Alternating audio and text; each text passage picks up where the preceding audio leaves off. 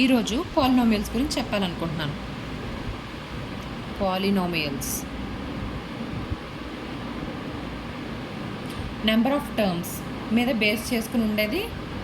అసలు 2 టైప్స్ ఉంటాయి పాలినోమియల్స్. ఏం బేస్ మీద క్లాసిఫికేషన్ చేస్తామంటే నెంబర్ ఆఫ్ టర్మ్స్ బేస్ మీద ఒకటి, డిగ్రీ బేస్డ్ మీద ఇంకొకటి.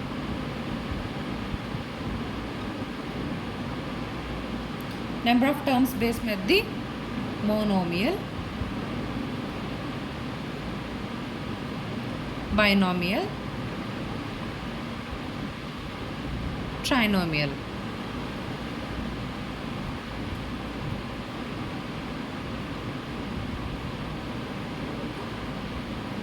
అంటే సింగిల్ టర్మ్ ఉంటే మోనోమియల్ అవుతుందన్నమాట. ఇప్పుడు ఒక టర్మ్ అంతే, ఇది ఒక ఎక్స్ప్రెషన్ ఏఎక్స్. ఇది 2 ఎక్స్ప్రెషన్స్ ఉంటాయి, b x square plus c x. Trinomial అలాగని స్క్వేరే ఉండాలని లేదండి, b x plus c x or b x plus c. దీని కూడా బైనోమియల్, 2 టర్మ్స్ ఉన్నాయి అట్లా అనమాట. ఇప్పుడు ట్రైనోమియల్ ఇది కూడా టర్మ్స్ బేస్డ్ మీద కదా, నెంబర్ ఆఫ్ టర్మ్స్ ఉండాలి. A x cube plus d plus e x, ఇలా 3 టర్మ్స్ ఉండడం వల్ల ఇది ట్రైనోమియల్ అయింది. ఇప్పుడు డిగ్రీకి వచ్చేద్దామండి. డిగ్రీ అంటే ద హైయెస్ట్ ఎక్స్ పవర్ అనమాట ఒక ఎక్స్ప్రెషన్లో. ఏదైనా ఇందులో ఎన్ని టర్మ్స్ అయినా ఉండొచ్చు. ఇది మాత్రం టర్మ్ బేస్డే అండి. డిగ్రీ మాత్రం టర్మ్స్ ఎన్నైనా ఉండొచ్చు, బట్ స్టిల్ హైయెస్ట్ పవర్ ఎంతైతే ఉందో x or y or z whatever, x అనేది అది ఒక వేరియబుల్ ఉంటుంది కదా, ఆ వేరియబుల్ ఏదైతే ఒక పాలినోమియల్లో చూస్తామో దానికి హైయెస్ట్ డిగ్రీ ఎంతైతే ఉందో, పవర్ ఎంతైతే ఉందో దాన్నే డిగ్రీ అంటాం. దాని బేస్డ్ మీద కూడా డిగ్రీని 3 కింద డివైడ్ చేస్తాం. Linear, quadratic, cubic. లీనియర్ అంటే ఒక ఫార్మెట్ ఏఎక్స్ ప్లస్ బి. సి చూడండి, ఎక్స్ పవర్ 1 ఉన్నది ఇయర్, ఎక్స్ పవర్ 1 జీరో కాదు, ఇది 1 డినోట్ చేయడానికి రాశాను. అండ్ క్వాడ్రాటిక్ వైషన్ వచ్చేసరికి a x square plus b x plus c. ఇక్కడ ఏ జీరో కాకూడదు, ఏ నాట్ ఈక్వల్ టు 0. ఇప్పుడు cubic ax cube plus bx square.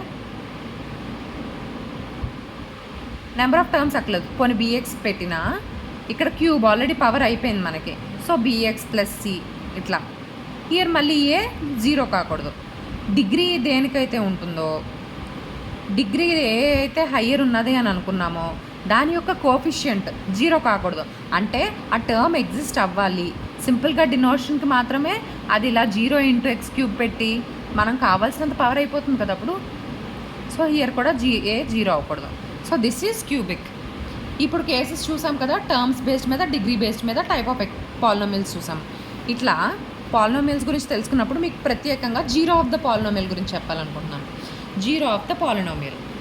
Zero of the polynomial అంటే ఎవరైనా మెసేజ్ చేయగలరా కామెంట్స్లో? In other form, zero of the polynomial.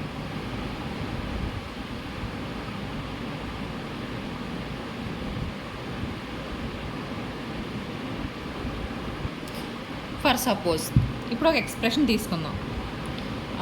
For suppose అనుకోండి, f of x అనేది ఒక ఎక్స్ప్రెషన్, అది 4x + 3. 4x + 3 అనే ఒక పాలినోమియల్కి జీరో అంటే అర్థం ఏంటి? ఒక క్వశ్చన్ ఇచ్చారండి, find the zero of the expression 4x + 3 or polynomial 4x + 3 అని అన్నారనుకోండి. అప్పుడు దీనికి జీరో వాల్యూ అనేది కనుక్కోవాలి. సో జీరో వాల్యూ ఎలా వస్తుందంటే 4x + 3 అనే ఎక్స్ప్రెషన్ జీరో, ఏ వాల్యూ ఆఫ్ ఎక్స్కి అయితే ఈ ఎక్స్ప్రెషన్ అనేది జీరో అవుతుందో ఆ వాల్యూనే జీరో ఆఫ్ ద పాలినోమియల్ అంటారు. సో 4x + 3 జీరో ఎప్పుడు అవుతుంది? ఎక్స్ వాల్యూ ఎంత అయినప్పుడు? 4x = -3, x = -3/4. Therefore x = -3/4 is zero of the polynomial